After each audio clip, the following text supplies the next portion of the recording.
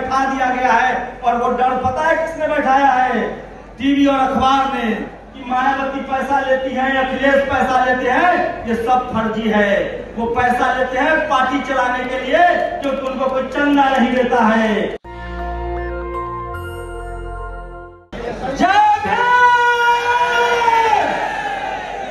अरे कुर्सी भर लीजिए भाई,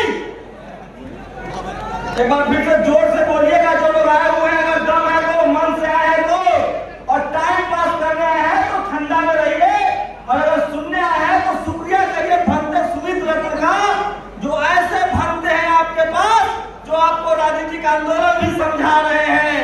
तो बोलिए जय भीम, जय भीम। इतनी जोर से आवाज लगाइए कि सात समुद्र पार भी जाए। जय भीम, जय भीम। शुक्रिया दोस्तों, आप लोग तकलीफ में हैं। मैं जो कुर्सी की तरफ है, सबसे भारी काम होता है कुर्सी की तरफ बैठना, लेकिन इस देश के मालिक वही हैं जो कुर्सी की तरफ बैठते हैं। और ये बात मैंने भंते सुमित रतन जी से सीखी है। वो जब भी कोई बात शुरुआत करते हैं तो कहते हैं मुल्क के मालिकों। तो कौन है मुल्क का मालिक? मुल्क का मालिक इस देश का बहुजन समाज है।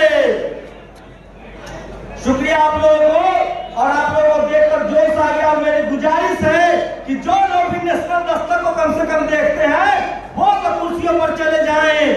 हमें अनुशासन भी दिखाना होगा, और ये कोई चंदा की लड़ाई नहीं है, ये आपके और हमारे सम्मान की लड़ाई है, हमारे धर्म की लड़ाई है, और भगवान बुद्ध के विचारधारा को बचाने की लड़ाई है।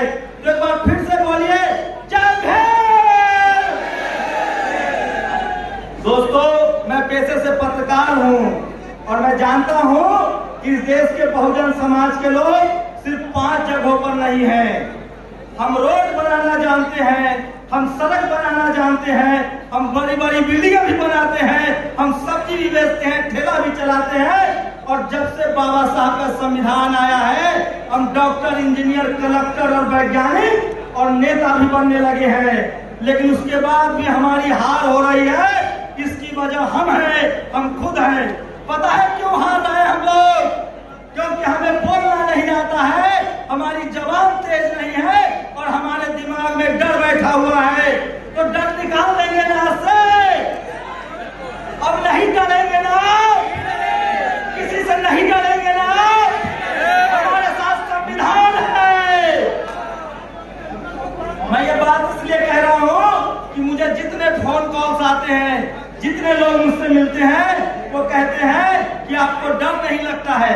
अरे किससे डरना है? 2 हाथ उसके भी है, 2 हाथ हमारे भी है।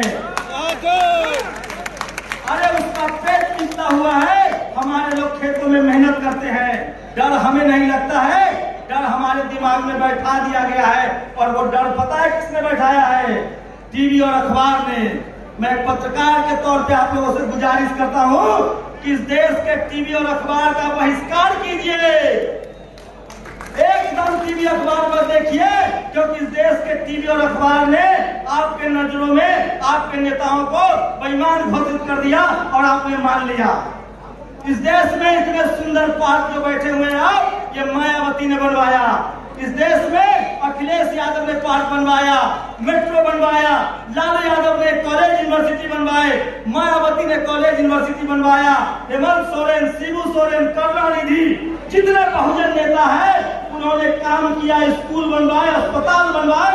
और इस टीवी अखबार के दलालों ने, मनुवादियों ने हमारे नेता को हमारी नजरों में बेईमान घोषित कर दिया। कोई बेईमान नहीं है, वो सब के सब नेता ईमानदार है। और आपको देखिए, वो इन नेताओं को लड़ाता है आपस में। कभी मायावती जी को अखिलेश से लड़ाता है, कभी नीतीश जी को लालू जी से लड़ाता है। इस लड़ाई को समझना पड़ेगा। और मुझे ज्यादातर कॉल आते हैं, आप लोग पूछते हैं कि हमारे नेता क्यों नहीं एकजुट हो रहे हैं। उसका एक जवाब है, जिस दिन बहुजन समाज एकजुट हो गया, नेता तो दौड़ के एकजुट होगा।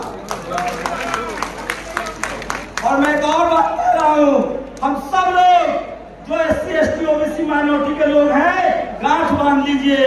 इस देश का शेड्यूल कास्ट सबसे ज्यादा आंदोलन कर रहा है, इस देश का आदिवासी कर रहा है, इस देश के माइनॉरिटी कर रहे हैं। जिस दिन इस देश का हाथी ओबीसी 7% वाला ओबीसी जाग गया, सीएम भी हमारा होगा, एसपीडीएम भी हमारा होगा। वोट से चलता है, संविधान से चलता है, और ये ओबीसी के लोगों की जिम्मेदारी है कि अपना सीएम पीएम बना लो, अपना एसपीडीएम बना लो, नहीं तो खेत जोतते हैं हम, हल चलाते हैं हम, और हमारे बच्चे मारे जा रहे हैं, हमारा रिजर्वेशन खत्म हो रहा है, और ये सब दो लोगों से कर रहा है। ये मनुवादियों का दो हथियार है, एक टीवी और एक अखबार जो आपके घरों में है, इसका बायकॉट कीजिए। और अब तो मुझे खुशी है, 100 से ज्यादा सोशल मीडिया के लोग हैं। आप लोग इंटरनेट पर पढ़िए, सोशल मीडिया देखिए, तमाम बहुजन चैनलों को देखिए, उनको सब्सक्राइब कीजिए और उनके पत्रकारों के साथ खड़े होइए। आजकल टीवी से देश चल रहा है, आजकल टीवी अखबार से सरकारें बन रही है, एक भी बहुजन समाज के पास टीवी अखबार नहीं है। मान्यवर साहब की आज पुण्यतिथि है, परिनिर्वाण है, आज वाल्मीकि साहब को लोग याद कर रहे हैं। सोचिए, मान्यवर साहब कहते थे मनी, मीडिया और माफिया, ये जो कहानी कहता है ना कि मायावती पैसा लेती है, अखिलेश पैसा लेते हैं, ये सब फर्जी है। वो पैसा लेते हैं पार्टी चलाने के लिए, क्योंकि उनको कोई चंदा नहीं देता है। ये बहुजन समाज पार्टी भी चंदे से चलाता है, ये प्रोग्राम भी चंदे से हुआ है, ये सोशल मीडिया भी चंदे से चलाता है।